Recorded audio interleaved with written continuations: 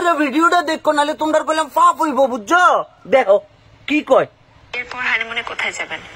বিয়ের পরে আমার হানিমুনে যাওয়ার ইচ্ছা আছে মদিনাতে। সোনামণি, সোনামণি নিষ্পাপ মাসুম, অক্ষরে পৃথিবীটা তাই মাত্র পড়ছে। আবার জান্নাতের টিকিট আসেনি, আর থাকলে আমরাও যাই গেতাম আপনার লগে। অজু সারা ভিডিওটা দেখো না, পাপ হইব। হানিমুন করতে মদিনায় যাইব, মদিনায় ঘুরতে যাইব, আর কেমনে করিয়া মাসুম বাচ্চায় মিডিয়াটা বইয়া গেছে। বাদ দাও, বাদ দাও। সবাই এই ভিডিওটা যারা দেখতেছো, বাচ্চারা স্পেশালি দূরে থাকো, কারণ জান্নাত থেকে পালিয়ে আসা এক আপুর গল্প যে বলবো। আপু সরাসরি জান্নাত থেকে পালাই বাংলাদেশের টক শোতে চলে এসছে। দেখো কি অবস্থা। ওই চার একটা কথা, ভিডিওটা দেখবার আগে অবশ্যই অজু করিয়েছো, যাও যাও অজু করে ভিডিওটা চালু করো। এটা কি পবিত্র একটা ভিডিও, এটা এমনি করে দেখা যাইতো না। আচ্ছা দেখো কি অবস্থা, অজু করছো? হ্যাঁ দেখো ভিডিওটা। সেটা হচ্ছে সূরা মুলক, ইয়াসিন, এই দুইটা হচ্ছে আমার বন্ধু। আচ্ছা, আমার প্রেমটা হচ্ছে সূরা মুলকের সাথে, আর আমার সবচেয়ে ভালো বন্ধুত্ব সূরা ইয়াসিনের সাথে। আচ্ছা, আমি সূরা মুলক না পড়ে কোনোদিন ঘুমালে আমার ঘুম মানে আমার শান্তিতে ঘুম হয় না এবং আমার অস্থির লাগে।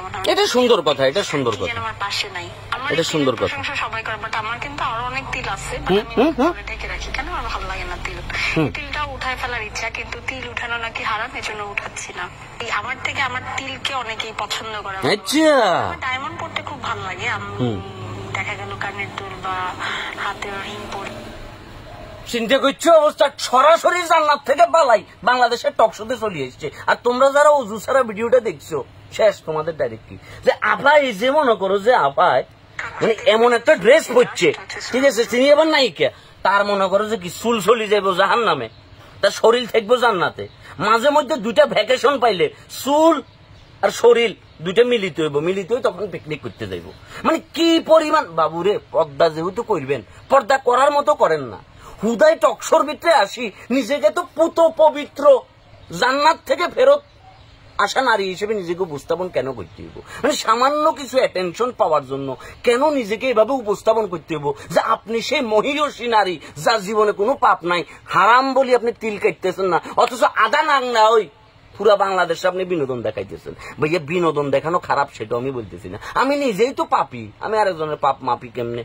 কিন্তু আমার কথা হচ্ছে ভণ্ডামি করবার তো দরকার নাই খালা। খালা এই কারণে বললাম যে খালা যা বললেন, যে আপনি মনে করেন যে কি ফিরিস্তি দিলেন, কাশি চলে এসছে খালা। মানে এই ভণ্ডামির লাই কিভাবে সেই উপস্থাপন করতেছে, আর একটা ভিডিও যদি দেখাই পাগল হয়ে যাবেন, দেখাই যাচ্ছে। এরপর হানিমুনে কোথায় যাবেন? বিয়ের পরে আমার হানিমুনে যাওয়ার ইচ্ছা আছে মদিনাতে। ও মা রে মা, চিন্তা করছে অবস্থা। মানে মানুষ হানিমুন করবে যে বালিতে, হানিমুন করবে যে মালয়েশিয়াতে, থাইল্যান্ডে, ব্যাংককে, দুবাই, কাতারে, মালয়েশিয়াতে, মালদ্বীপে, আর এবিটি ডাইরেক্ট মদিনাতে চলে যায়। কাবা আপনি তো সেলসালায় বেহেশতে চলে গেছিলেন, ওখান থেকে ফেরত আসলেন কেন? আমাদেরকে টর্চার করবেন লাই? মানে এগুলার লাই আমরা সোশ্যাল মিডিয়া অ্যাকাউন্ট খুলছি। হ্যাঁ, মানে কতটা পবিত্র। এই তোমরা হাসতেছো কেন ভিডিওটা দেখে? আপু তো সত্যি কথা বলছে। মানে এরকম মানুষ কি তুমি খুঁজি বাবা যে হানিমুন করবে মদিনাতে যাইব? হ্যাঁ, এবং যে কি সুরা পড়া ছাড়া কখনো ঘুমাইতে পারে না, কিন্তু মনে করে যে আবার কি প্রচুর নাটক টাটক করি, বাকি সবাইকে বিনোদন দিতেছে। করলে যে কোনো একটা করে, আদা ধর্ম পালন করি, ফিরিস্তি গাই, আদা ল্যাংডা ওই নাচি লাভ নাই কাকে। করলে পুরাটা ঠিকঠাক ভাবে করেন, আর না করলে করবার দরকার নাই।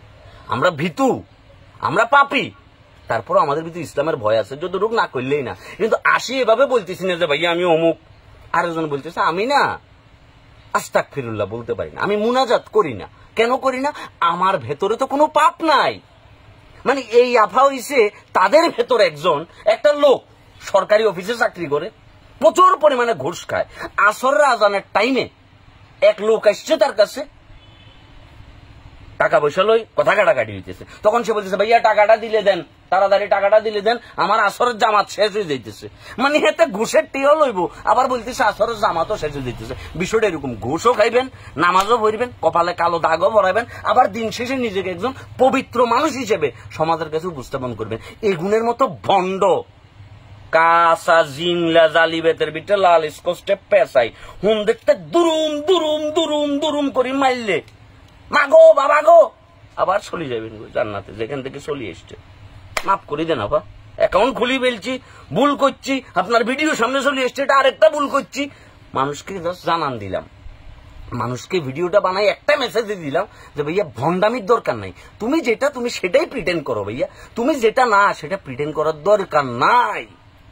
আমি ভাপি, আমি বন্ড, আমি বাটপার, আমি লোভী, আমি সবকিছু, আমি শামীম আহমেদ সেটা মানে নিয়েছি, কিন্তু তুমি বাটপার ওই নিজেকে কেন দরবেশ সাজাইতে যাইতেছো? যাই হোক, ভিডিওটা দেখা শেষ হলে চুপচাপ হুতি যাওয়ার এরকম বন্ডামি এগুন বাধ্য সারি দো কেন? উফ আফা টেনশনে ফালাই দিলেন আফা, এখন তো নিজের হলে বিশাল টেনশনে আছি। কাট ভিডিও এখনো চলা রেখছিস কেন? কাট বেড়া।